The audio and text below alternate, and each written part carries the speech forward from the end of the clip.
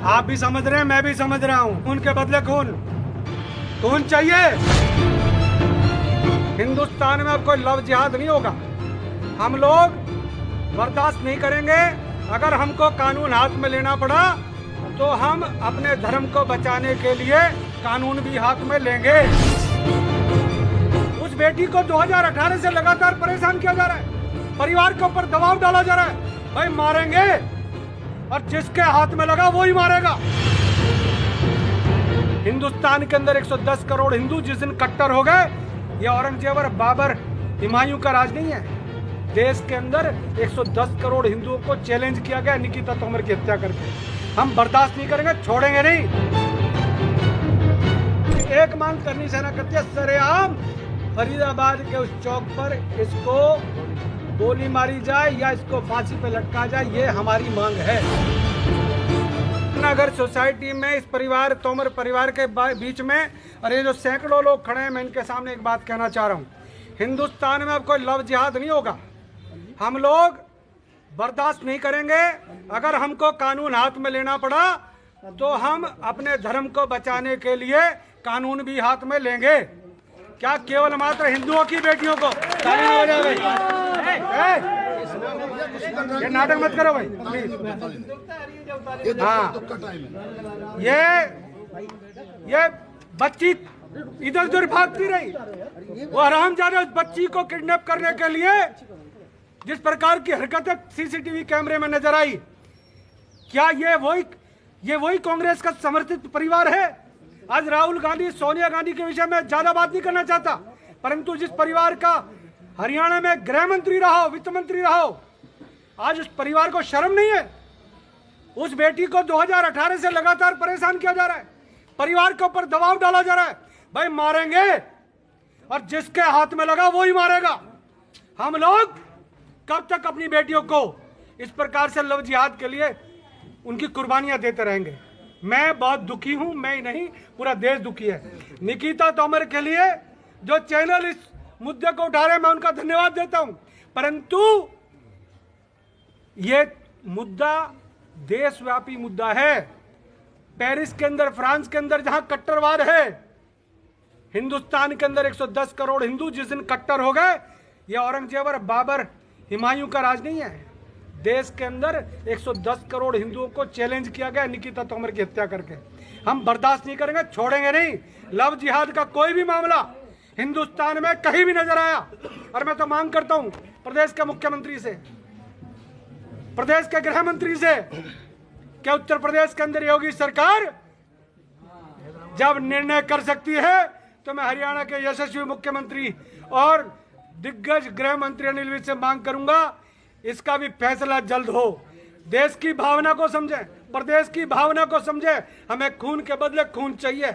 हमें निकिता ने जो अपने धर्म को बचाने के लिए अपनी कुर्बानी दी है, इन नालायकों, देखिएगा जो रिवॉल्वर जिससे हत्या की गई है, उस जो रिवॉल्वर को उपलब्ध कराने वाला इस्माइलुद्दीन, इसका मामा, जो बौंडसी जेल में बंद है, और जिसने रिवॉल्वर दी वो, और उसके साथ जो यहाँ इस षड्यंत्र में बैठे हुए हैं, अभी तो 3 गिरफ्तारी हुई हैं, अभी 30 गिरफ्तारियां और होंगी इस मामले में।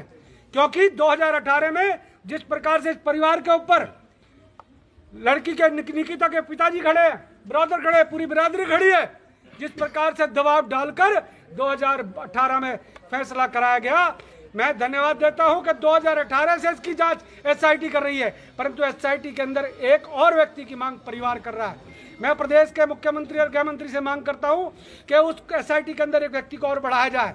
मैं मांग करता हूं कि जो परिवार कहता है हमें न्याय मिले, हमें न्याय मिले पहले, और न्याय अगर बातों से नहीं मिला तो तरीके बहुत है करनी सेना के पास न्याय लेने के, न्याय करने के। हम लोग अपनी बेटियों की हत्या इस प्रकार से बर्दाश्त अब नहीं करेंगे। लव जिहाद, कोई अब्दुल बनकर राहुल बन जाता है, कोई तौसीफ बनकर, अंकुर बनकर अपना फेसबुक पर आईडी बना लेता है। इस प्रकार की गंदगी आज ना कोई मौलाना बोल रहा है, ना कोई मौलवी बोल रहा है, ना सोनिया प्रियंका वाड्रा हाथरस की तरह ड्रामा कर रहे हैं। ये क्यों चुप है? कारण कि आज इस देश की निकिता की जो हत्या हुई है, उस पर इनके मुंह में दही जम गई है। बॉलीवुड से कोई नहीं बोल रहा, कैंडल वाला कोई नहीं बोल रहा, इंडिया गेट पर कोई नहीं इकट्ठे हो रहे। कारण क्या? जातियां देखकर आप तय करते हो?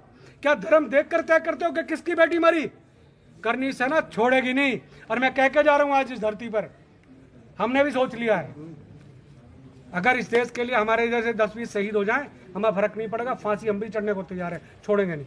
अब्बू जी किस तरह की सजा किस तरह का न्याय मांग रहे हैं? आप भी समझ रहे हैं, मैं भी समझ रहा हूं। खून के बदले खून, खून चाहिए। सरेआम हत्या हुई है, वो कह रहे 30 दिन के अंदर चार्जशीट देंगे। अरे सरेआम गोली चली है, हथियार बरामद हो गया। अब तो तुरंत मैं मुख्यमंत्री से मांग करता हूं, गृह मंत्री जी से मांग करता हूं, विधायक खड़े हैं फरीदाबाद के नरेंद्र जी, मैं इनसे भी अनुरोध करूंगा मुख्यमंत्री जी से कहें कि हमको फास्ट ट्रैक कोर्ट में जल्दी से जल्दी न्याय दें। और हरियाणा में एक ऐसा निर्णय जल्दी आए, और निर्णय के अंदर एक मांग करनी सेना करती है, सरेआम फरीदाबाद के उस चौक पर इसको गोली मारी जाए या इसको फांसी पे लटका जाए, ये हमारी मांग है।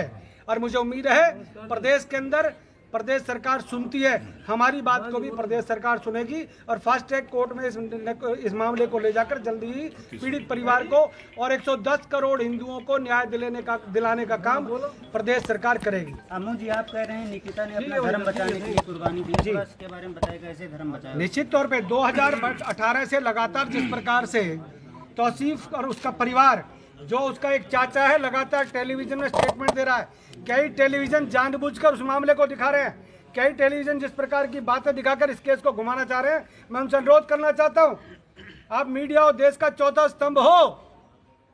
सरेआम हत्या हुई है उस लड़की को, जिस प्रकार से 2018 से लगातार 2020 तक तंग किया गया, उसके परिवार ने दबाव डाला, उसने दबाव डाला, परंतु उस लड़की ने हार नहीं मानी। उसने कहा कि ना तो मैं तुम्हारी बातों में आऊंगी, ना तुम्हारे कहने से धर्म परिवर्तन करूंगी।